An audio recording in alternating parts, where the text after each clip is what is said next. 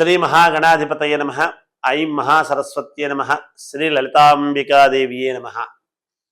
ద్వాదశ రాశుల యొక్క ఫలితాలు మే నెలకు సంబంధించి ఈ మే నెలలో అంతా కూడా ఎలా ఉండబోతున్నాయి, 12 రాశుల వాళ్లకు వాళ్ళ యొక్క స్థితిగతులు ఎలా ఉండబోతున్నాయి ఏమిటి అనే దాని గురించి ఇప్పుడు తెలియజేస్తున్నాను.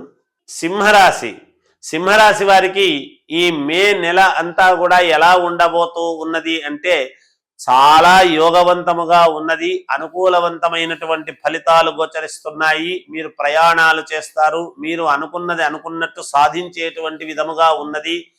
ఏది అనుకున్నా మీరు మీ చేతికి సాధించుకొని దాన్ని విజయము పొందేటువంటి విధముగా చేసుకోగలిగినటువంటి సామర్థ్యము మీకు ఉన్నది. అంతేకాకుండా మీ మాటకు విలువ పెరుగుతుంది. మీకు సన్మానాలు అలాంటివి చేస్తారు. మిమ్మల్ని కీర్తి ప్రతిష్టలు అనేటువంటివి సాధిస్తారు. మిమ్మల్ని అందరినీ పొగడటం చేయడం జరుగుతుంది. పై అధికారులు మిమ్మల్ని ప్రశంసించడం కానీ సన్మానాలు చేయటం కానీ ఇవన్నీ ఉంటాయి. గుర్తింపు అనేటువంటిది మీకు దొరుకుతుంది. అయితే వెనక ముందు పుట్టినటువంటి వాళ్లతో చిన్న చిన్న ఇబ్బందులు మొహమాటము ఉండవచ్చును. అయితే మీకు పితృదోషాలు అనేటువంటివి ఏమైనా ఉంటే ఈ మాసంలో పోవటానికి ఒక అవకాశం అనేటువంటిది ఉన్నది అనేది స్పష్టమవుతూ ఉన్నది. ఎందుకు?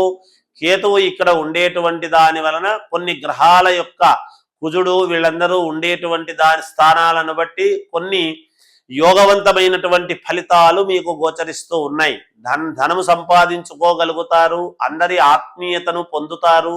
మీ పనుల వల్ల అందరికీ మేలు జరుగుతుంది. మీరు అందరి శ్రేయస్సు కోరుకునేటువంటి విధముగా మీ నడవడిక ఉండబోతూ ఉన్నది. అంతేకాకుండా ముఖ్యమైనటువంటి కార్యక్రమాలలో పాల్గొని అందరినీ ఆనందింపజేసే విధముగా ఉండబోతూ ఉన్నది. ఆరోగ్యపరముగా చాలా యోగవంతముగా ఉంటున్నది. ఎటువంటి అనారోగ్యము అనేటువంటిది ఉండదు అని తెలియజేయవచ్చును. ఉద్యోగాలు చేసుకునేటువంటి వాళ్లకు బాగుంది. వ్యాపారాలు చేసుకునేటువంటి వాళ్ళు మంచి లాభాలు గడించడం అనేటువంటివి జరుగుతాయి.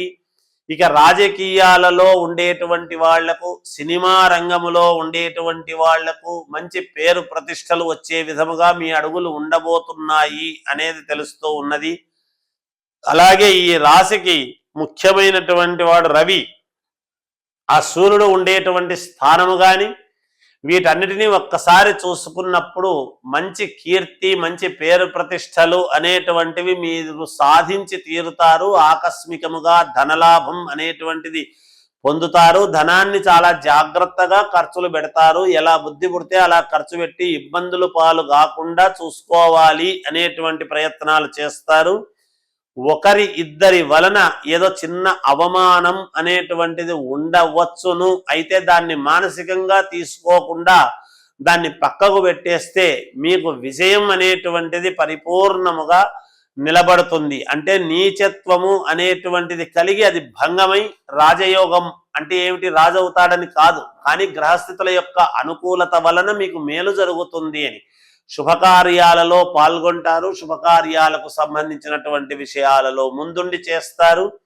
అలాగే పోలీసులతోనూ కేసులతోనూ జాగ్రత్తగా మెదులుకుంటే మీకు మేలు జరుగుతుంది అనేటువంటిది తెలియజేస్తూ జయోస్తు.